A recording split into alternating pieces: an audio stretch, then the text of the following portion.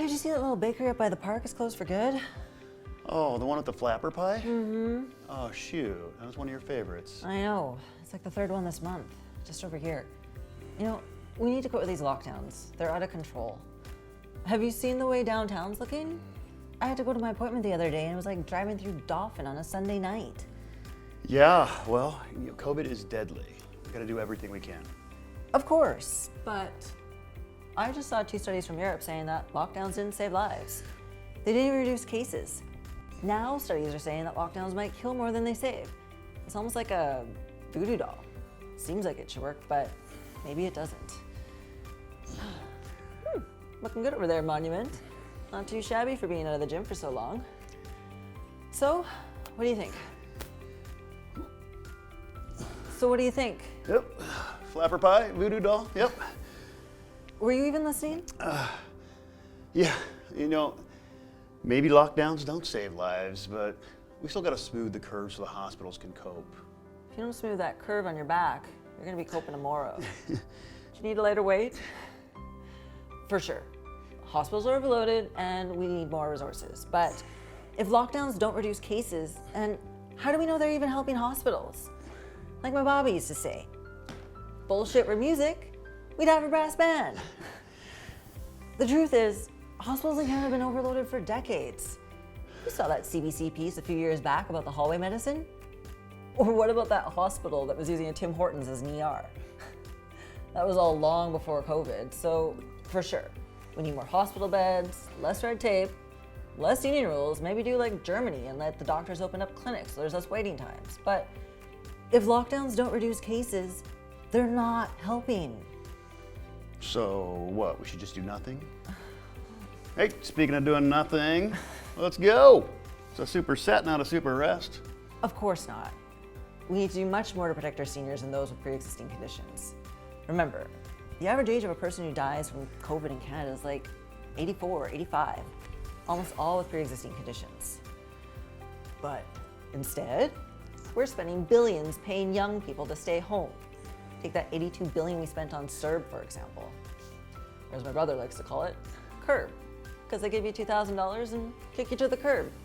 What if we spent that protecting our senior homes and putting the rest of the money into hospitals?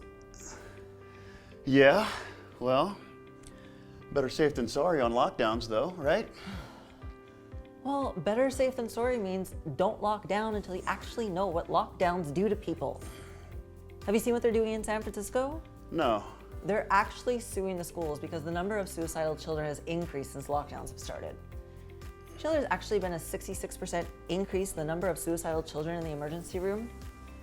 And there's also a 75% increase in the number of youth who required hospitalization for mental health services. Better safe than sorry on that weight. It's only been 2 days since the gyms have opened. We just can't go back to lifting what we were before. Better make sure you're drinking your essential amino acids for recovery. Speaking of supplements, did you see those 2 studies I posted last week on Facebook about vitamin D? Yeah, one of them showed that 80% of COVID patients were linked to vitamin D deficiency. And the other one showed that patients that had adequate vitamin D levels had a 50% lower risk of dying and a much lower risk of complications. Who would have thought? The fitness people were right. You just don't hear our medical health leaders talking about the preventative health measures we could be taking. And didn't you help that doctor lose all that weight and get him off like half his meds? Yeah. He told me that most doctors have very little of their med school studies dedicated to actual nutrition. Isn't that something? Well, I just saw a British government report saying that lockdowns killed 5 times more than they saved. And a Canadian study estimated 10 times more damage than lockdowns themselves.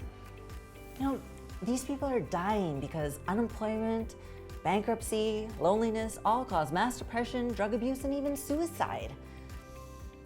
Remember that woman that I met in a lineup at the grocery store? She started breaking down in front of me as we talked. She hadn't seen her family in over a year now because of lockdowns, and you could really tell the effects of isolation had taken its toll on her. It took 3 long hugs for her to calm down, and you could just feel the pain and sadness as we hugged. Isolation isn't healthy for anyone. children or seniors. Did you know there's actually 13 studies demonstrating that social isolation has significant adverse health impacts on the psychological and physiological health of the individual? They're all showing significant increases in mortality. You know, if you find a pill on the ground and you don't know what it is, you don't just take it because better safe than sorry. You find out what it is and what it'll do to you first.